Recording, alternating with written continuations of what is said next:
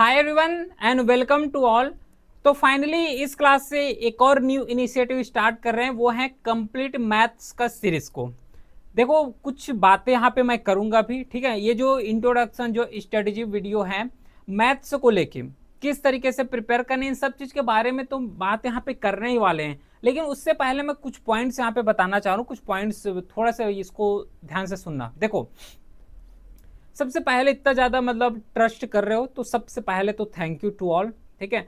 अब देखो यहाँ पे क्या हो रहा है कि हर एक क्लास को प्रॉपर मेंटेन करने का पूरा अपने तरफ से पूरा यहाँ पे ट्राई हो रहा है। कुछ क्लासेस मिस भी हो रहे हैं, ठीक है। तो ऐसा नहीं समझना कि इस बात को मैं आई थिंक एक स्टूडेंट जो है उसको भी इस चीज को बताया था, लेकिन मैं इस क्लास के फॉर्म में जो है इस मैथ्स के क्लास के फॉर्म में पूरा मैं एक चीज यहाँ पे क्लियर कर रहा हूँ।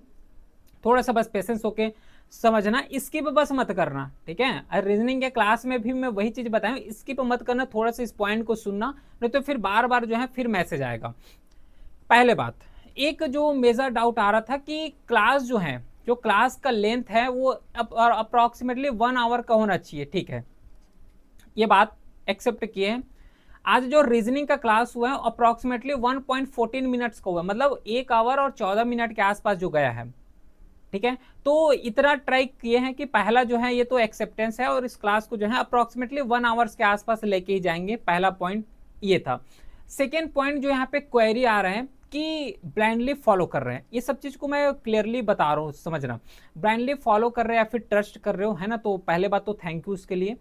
और उसी के साथ देखो ब्लाइंडली इतना ज़्यादा फॉलो कर रहे हो, स्टूडेंट भी यहाँ पे है, अच्छा खासा स्टूडेंट है, तो इतना बस थोड़ा सा ट्रस्ट रखना, इतना पेशेंस रखना कि एग्जाम के पहले तक सिलेबस यहाँ पे कंप्लीट हो जाएगा, ठीक है।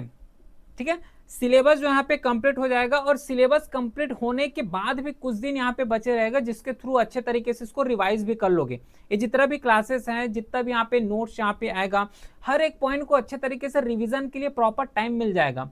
क्योंकि जो प्रहार बैच यहाँ पे लॉन्च किए गए वो ऐसे ही लॉन्च नहीं किए गए, बहुत सोच समझ के डिलिब्रेट होके प्लस जो है बातें करके, है ना, पूरा टीम के साथ जो है हर एक पॉइंट को ध्यान में रखते हुए इस प्रहार बैच को लॉन्च किए हैं। समझ पा रहे हो। तो बैच यहाँ पे लॉन्च किए गए हैं, इसका मतलब ये नहीं, और प्लस ये बैच जो है फ्री है, तो इसका मतलब ये भी नहीं कि कुछ भी कंटेंट दे रहे हैं। ये बातें मैं कई क्लासेस में भी बोल चुका हूँ। तो ब्लाइंडली फॉलो कर रहे हो तो इसके लिए तो पहले बात थैंक यू।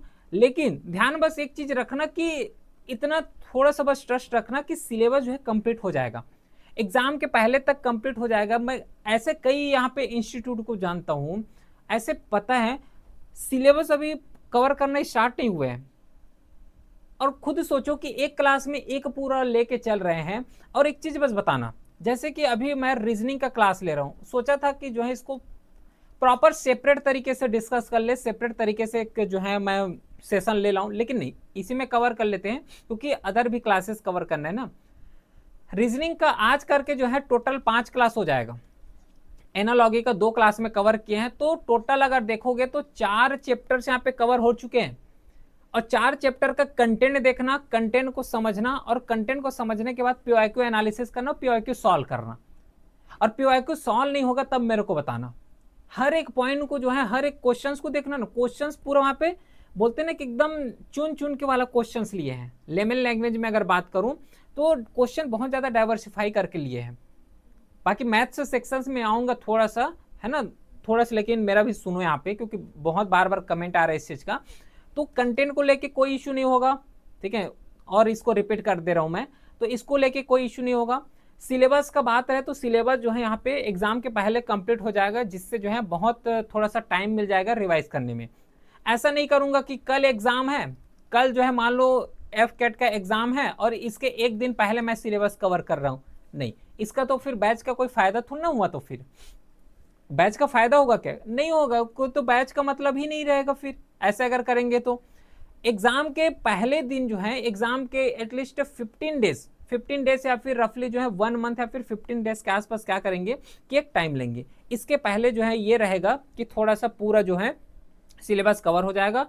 इसके बाद जो वन शॉट वाला होगा है उसको थोड़ा सा अपन देख लेंगे।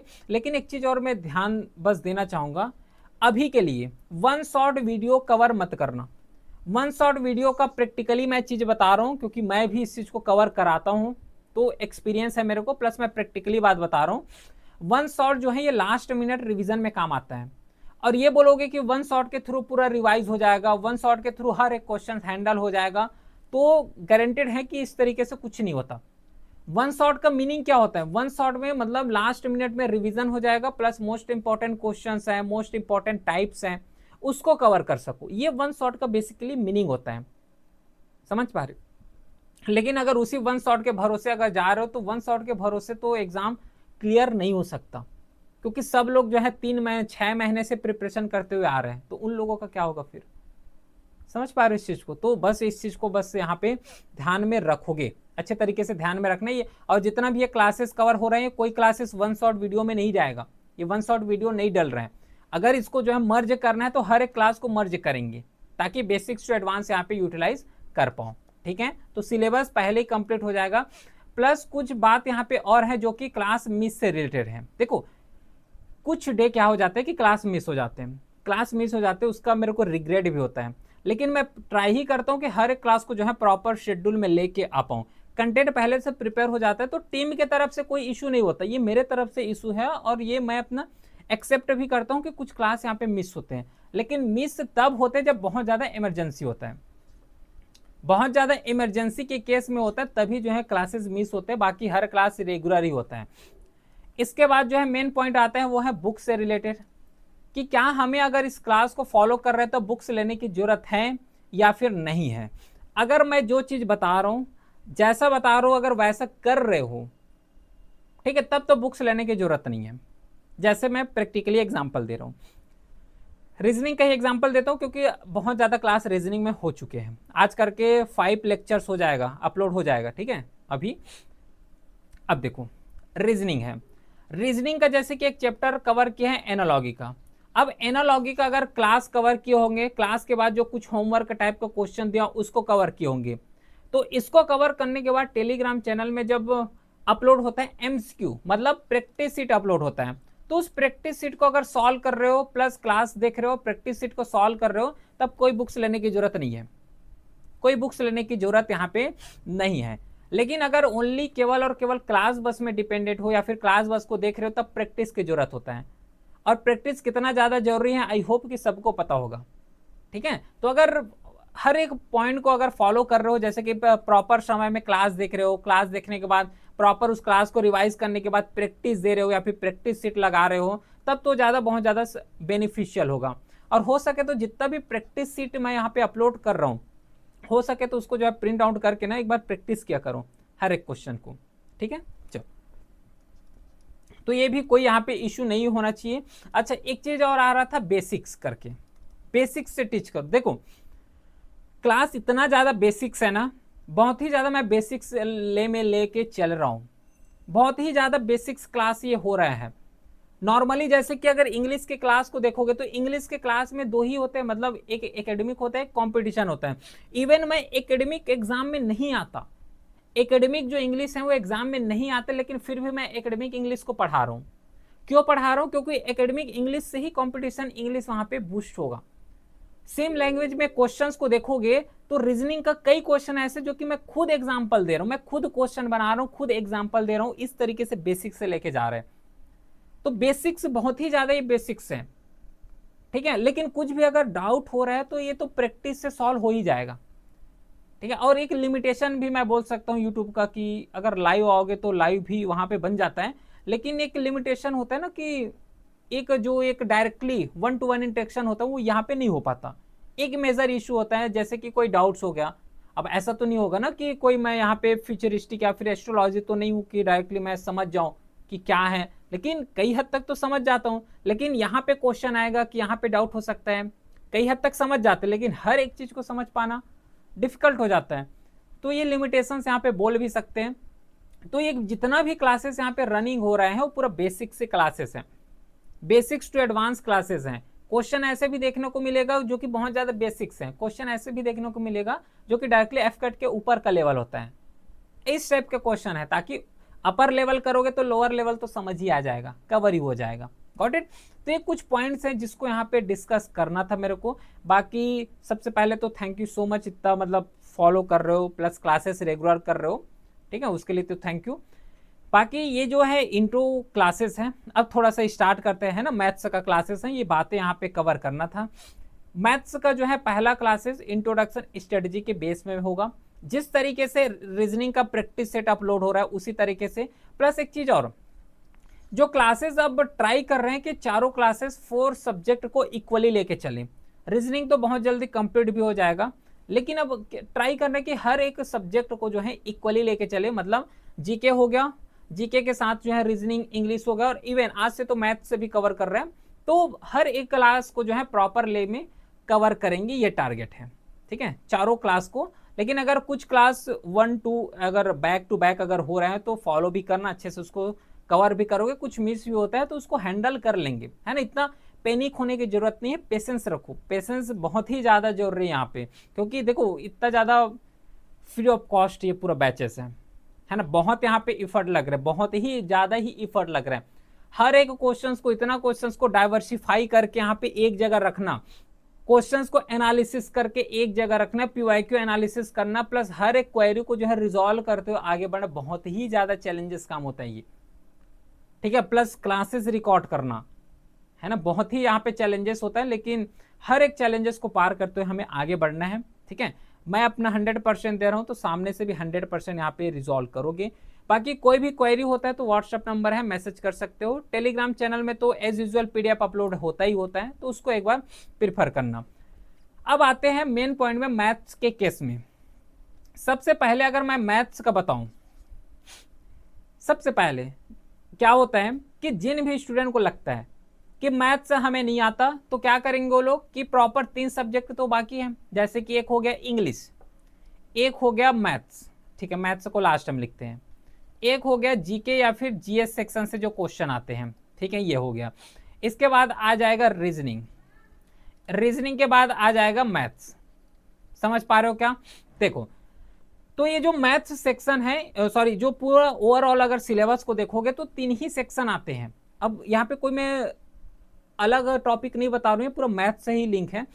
इंग्लिश भी आते हैं, जीके जीएस भी आता है, रीजनिंग भी आता है और मैथ्स भी आते हैं सब लोग। और सबसे ज्यादा मैथ्स में ही तकलीफ है सबको, है ना, इतना तो होता ही होता है, सबको तकलीफ होता है मैथ्स से। कैसे पढ़ना है मैं इसका नेक्स्ट स्लाइड में बताऊंगा। ठीक है, यहाँ पे लिखते हैं हाउ टू प्रिपेयर, ताकि भूले ना, हाउ टू प्रिपेयर मैथ्स, इसको मैं बताऊंगा। लेकिन इससे पहले एक मैं सबसे ज्यादा बड़ी मिस्टेक्स यहाँ पे करते हैं उसको बता रहा हूँ। हमारा टारगेट क्या होता है, मैथ्स सेक्शन हमें नहीं आता, या फिर कोई भी एक सेक्शन से नहीं आता, अपने अनुसार जो है इसको इंटरप्रेट कर सकते हो, लेकिन मैथ्स का क्लास है तो मैथ्स के बारे में मैं बता रहा हूँ। सपोज करो कि मेरे को मैथ्स से कुछ भी समझ नहीं आता, मैं नहीं जानता मैथ्स क्या होता है, मैं मैथ्स का एम भी मेरे को नहीं पता। हमारा डायरेक्टली एक आइडियोलॉजी बिल्ट होता है। क्या आइडियोलॉजी बिल्ट होता है कि हमारे पास तो 3 सब्जेक्ट हैं, 3 सब्जेक्ट हैं, तीनों सब्जेक्ट से जो है 20-25 मार्क्स का अगर क्वेश्चन आ रहे हैं तो ये तो डायरेक्टली 75 मार्क्स को टोटल 75 क्वेश्चंस कर रहे हैं, मतलब रिटन एग्जाम तो क्लियर हो जाएगा। तो मैथ्स को क्या करें, जब हमें मैथ्स नहीं आता तो मैथ्स को छोड़ देते हैं। ये हमारा सबसे पहले लॉजिक जाता है। अब मेरे को एक चीज क्लियरली बताना कि कितने ऐसे स्टूडेंट होंगे जो कि इंग्लिश में 25 आउट ऑफ 25 क्वेश्चन सॉल्व कर देंगे, जीके जीएस में ऐसे कितने स्टूडेंट ऐसे होंगे जो कि 25 out of 25 question GK GS में सॉल्व कर दोगे। इवन गोज फॉर रीजनिंग, कितने स्टूडेंट ऐसे हैं जो कि 25 आउट ऑफ 25 सॉल्व कर लोगे, बताओ मेरे को, प्रैक्टिकली बताना ना। देखो सब लोग क्या करते हैं कि सबका देखो मोटिवेशन वही होता है, सब लोग यही चाह रहे होते हैं कि 25 आउट ऑफ 25 क्वेश्चंस कर ले, और इसी के लिए जो है प्रहार बैच है। ठीक है, इसीलिए जो है प्रहार बैच लॉन्च किए, जो कि पूरा फ्री है, इसलिए प्रहार बैच है। मैं इतना तो गारंटी नहीं दूंगा, और आई थिंक कि कोई भी नहीं दे सकता कि 100 आउट ऑफ 100 क्वेश्चन यहाँ पे सॉल्व हो जाए, और वो भी मोस्ट एक्यूरेसी के साथ हर एक क्वेश्चन सॉल्व हो जाए। देखो इतना गारंटी हम भी नहीं दे सकते, नहीं आई थिंक कि कोई भी नहीं दे सकते कि 100 आउट ऑफ 100 क्वेश्चन सॉल्व हो जाए, लेकिन 100 क्वेश्चन के करीब तो पहुंच सकते हैं। 100 क्वेश्चंस के जितना ज्यादा करीब पहुंचना उतना ज्यादा यहाँ पे बेस्ट होगा एग्जाम को क्वालिफाई करने में। और बाकी एसएसबी हो गया, एफएसबी हो गया, वहां पे तो यूजफुल होगा ही होगा। तो ये पहले बात गलती नहीं करना कि डायरेक्टली सीधा मैथ्स सेक्शंस को छोड़ के चले जा रहे हो। देखो मैथ्स सेक्शंस को छोड़ने के बजाय ऐसा कर लो ना, जिसको भी बहुत ज्यादा टफ लगता है मैथ्स सेक्शन, या फिर मैथ से कुछ भी समझ नहीं आता। क्लासेस देखना, क्लासेस से मैं दे रहा हूं यहाँ पे गारंटी। देखो गारंटी मैं कंटेंट का दे रहा हूँ ना, ठीक है, लेकिन जितना ज्यादा अच्छे तरीके से पढ़ोगे उतना ज्यादा यूजफुल होगा, ये तो सबको पता है। मैथ्स में एक चीज सिंपल सा स्ट्रेटजी अप्लाई करना, जो बहुत ज्यादा इजी क्वेश्चन है, बहुत ज्यादा इजी चैप्टर है, उसको तो कवर कर सकते हैं। और इजी का नहीं जहां से मतलब वहां से क्वेश्चन ही नहीं आ रहा है और वो इजी चैप्टर है तो इजी चैप्टर कवर कर रहे हो, नहीं। मैं कुछ एग्जांपल भी दूंगा, पूरा यहाँ पे लिखा हुआ है, ठीक है, ये सिलेबस है, उसी के साथ ये प्रायोरिटी बेसिस में काम करना है, मिस्टेक्स अवॉइड करना है, ये सब मैं बताऊंगा। लेकिन यहाँ पे खुद सोचो कि जितना ज्यादा इजी क्वेश्चन उतना इजी चैप्टर्स को तो कवर कर सकते हैं। जो बहुत ज्यादा इजी लगता है तो इजी को कर लो, बाकी को बल्कि छोड़ देना। समझ पा रहे हो? ये इसी तरीके से अगर किसी को रीजनिंग बहुत ज्यादा टफ लगता है तो रीजनिंग सेक्शन में ऐसे अप्लाई कर लो। अगर मान लो मैथ्स सेक्शन को अगर पूरे तरीके से छोड़ रहे हो तो 0 मार्क्स मिलेगा, लेकिन अगर मैथ सेक्शंस को अगर जो बहुत ज्यादा इजीएस्ट चैप्टर उसको कर लेते हो तो एटलीस्ट 20+ तो आ ही जाएगा। नहीं आएगा क्या बताओ?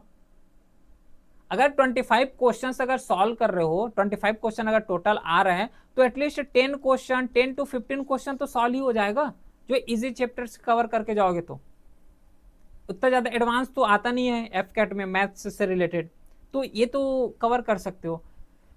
इसी तरीके से अगर किसी को बहुत ज्यादा इंग्लिश टफ लग रहा है, इंग्लिश टफ बहुत ज्यादा लग रहा है, तो यही मेथड अप्लाई करो।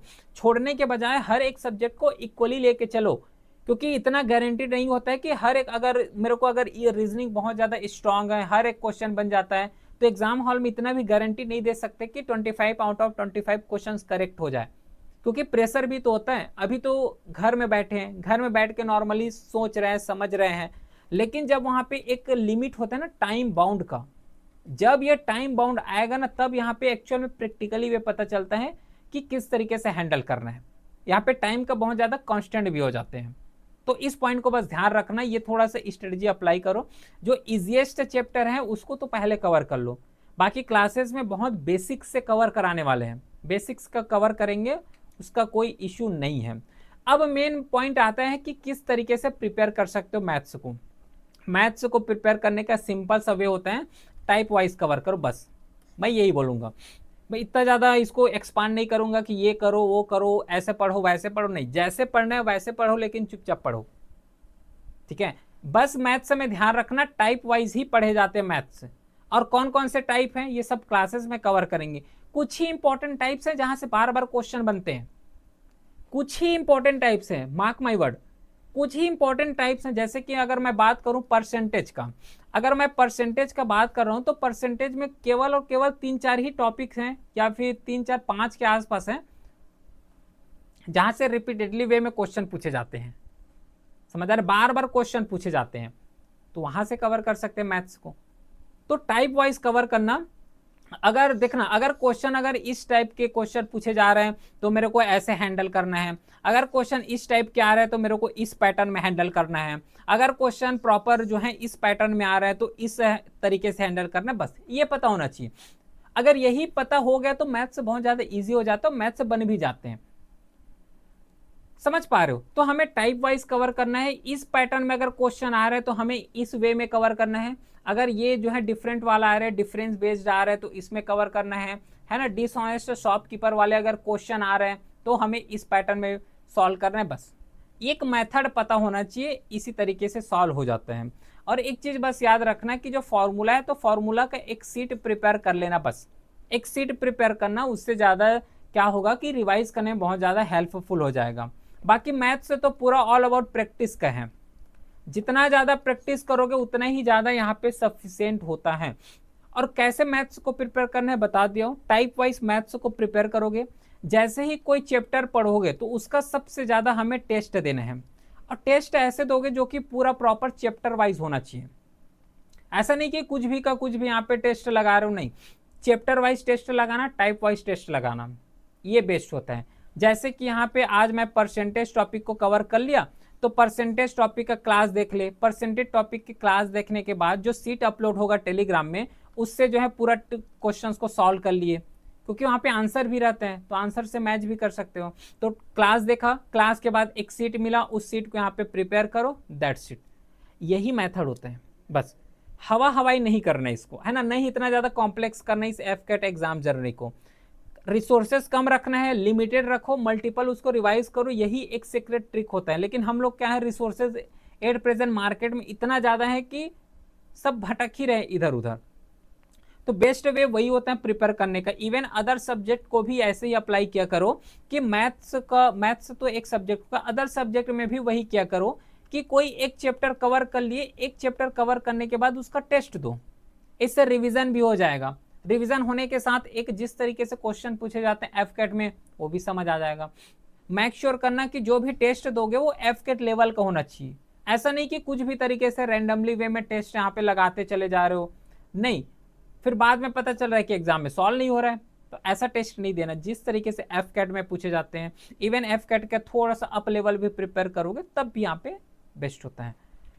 बाकी सिलेबस तो सबको पता होगा, ये टेलीग्राम चैनल में भी मैं अपलोड कर चुका हूँ, है ना, सब सिलेबस यहाँ पे लिखा हुआ है। और ये सब ऐसा नहीं कि कोई को यहाँ पे बताना पड़ेगा, एक्सप्लेन करना पड़ेगा, सब बेसिक सी सिलेबस है, पढ़ने से भी समझ आ जाएगा। बस ये कुछ प्रायोरिटी है, टॉपिक वाइज प्रायोरिटी है, इसी प्रायोरिटी बेसिस में काम हमें करना है। सबसे पहले जो हाई वेटेज वाला क्वेश्चन जहां से बार बार क्वेश्चन आते हैं, जैसे कि परसेंटेज हो गया, प्रॉफिट एंड लॉस वाले हो गया, ratio proportion, time and work, है ना, टाइम स्पीड डिस्टेंस, एवरेज हो गया। फिर उसके बाद एटलीस्ट अगर इतना भी क्वेश्चंस को अगर करके जाओगे तो बहुत ज़्यादा ईजी हो जाएगा। जैसे कि अगर मैं मीडियम वेटेज में बात करूँ तो नंबर सिस्टम हो गया, एचसीएफ एलसीएम हो गया, सिंपल एंड कंपाउंड इंटरेस्ट, बस अगर ये दोनों का टॉपिक को अगर छोड़ोगे लास्ट को तो भी चल जाएगा, तो भी चल जाएगा। लेकिन अगर जिसको बहुत ज़्यादा अगर टफ लगता है तो इन्हीं चैप्टर को कवर कर लो, रिटेन क्लियर है, रिटेन क्लियर है, यहाँ पे समझ पा रहे, इन्हीं चैप्टर्स को कर लो जहां से बार बार क्वेश्चन पूछे जा रहे हैं, है ना, number system, HCF LCM, simple compound interest हो गया, परसेंटेज, प्रॉफिट एंड लॉस हो गया, टाइम एंड वर्क हो गया, यही टॉपिक्स हैं जिसको सबसे ज़्यादा हमें प्रायोरिटी बेसिस में काम करना है। बाकी देखो कुछ कॉमन मिस्टेक, ये कॉमन मिस्टेक हर एक क्लास में कवर करते आ रहे हैं, तो इसमें कोई बात करने की जरूरत नहीं है। पहली बात बस यही चीज़ मैं थोड़ा सा यहाँ पे पॉइंट आउट करना चाहता था, तो यही टॉपिक्स को कवर करोगे, बाकी क्लासेस में तो ये सब कवर होगा ही होगा, ठीक है, ये सब जो है क्लासेस में कवर होगा ही होगा। आई होप कि सब समझ आया है ना। बाकी फिर मिलते हैं नेक्स्ट क्लास में, तब तक के लिए thank you, well done, have a great day.